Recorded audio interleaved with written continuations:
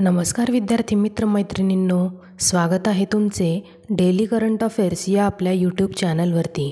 आज आहे 2 मार्च 2025 आणि आजच्या जेवढ्याही महत्त्वाच्या चालू घडामोडी असतील त्या आपण या व्हिडिओच्या माध्यमातून बघणार आहोत।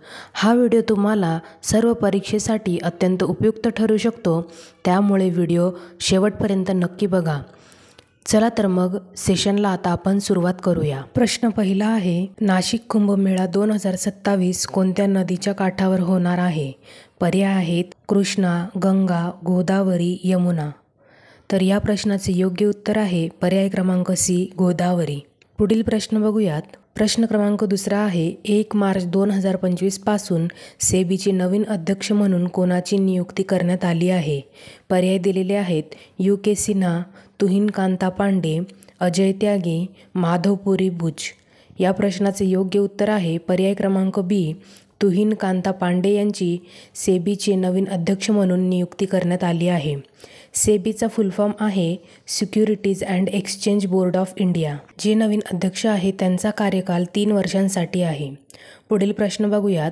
कोणत्या संस्थेने 2025 मध्ये सार्वजनिक खर्च गुणवत्ता निर्देशांक म्हणजेच PEQI लॉन्च केला? पर्याय दिलेले आहेत जागतिक बँक, अर्थ मंत्रालय, भारतीय रिझर्व्ह बँक, जागतिक बँक। तर या प्रश्नाचे योग्य उत्तर आहे पर्याय क्रमांक सी, भारतीय रिझर्व्ह बँकेने सार्वजनिक खर्च गुणवत्ता निर्देशांक लॉन्च केला। PEQIचा फुल फॉर्म आहे पब्लिक एक्सपेंडिचर क्वालिटी इंडेक्स। इथे आपण RBI बद्दल थोडीशी माहिती जाणून घेऊयात। RBIचा फुल फॉर्म आहे भारतीय रिझर्व्ह बँक, जिची स्थापना झाली आहे 1 एप्रिल 1935 रोजी। मुख्यालय आहे मुंबई, महाराष्ट्र येथे। गव्हर्नर आहे संजय मल्होत्रा। रिझर्व्ह बँक ही भारताची मध्यवर्ती बँक आहे। ही बँक भारतीय बँकिंग प्रणालीचे नियमन करते। ही बँक देशाच्या मुख्य पेमेंट प्रणालीचे व्यवस्थापन करते।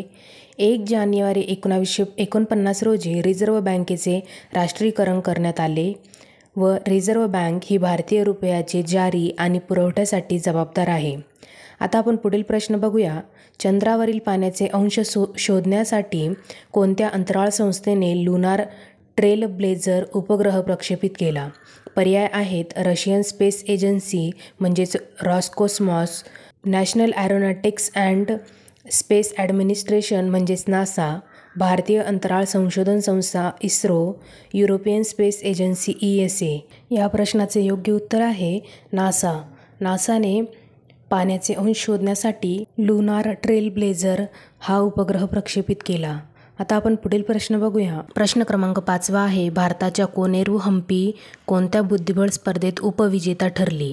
पर्याय दिलेले आहेत chess Olympiad, FIDE women's world cup, Tata Steel chess tournament, Monaco women's grand prix.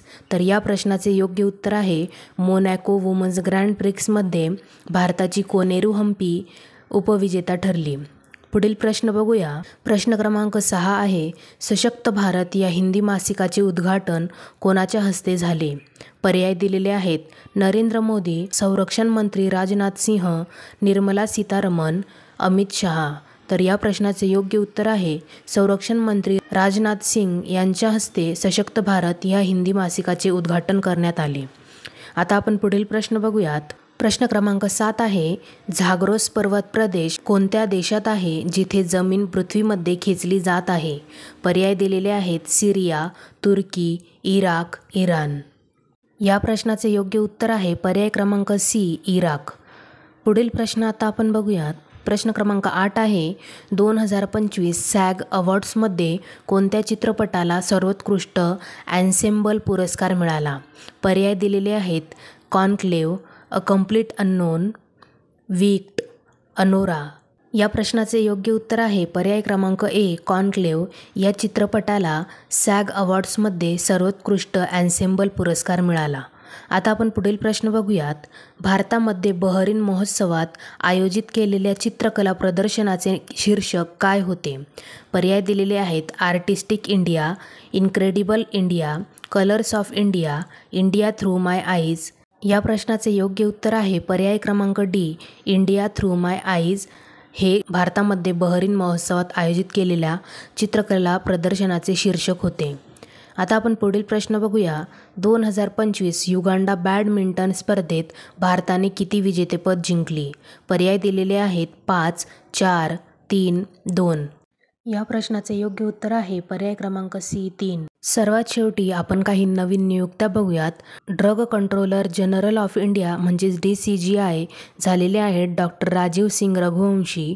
नीती आयोगाचे सध्याचे मुख्य कार्यकारी अधिकारी म्हणजेच CEO झालेले आहेत BVR सुब्रमण्यम.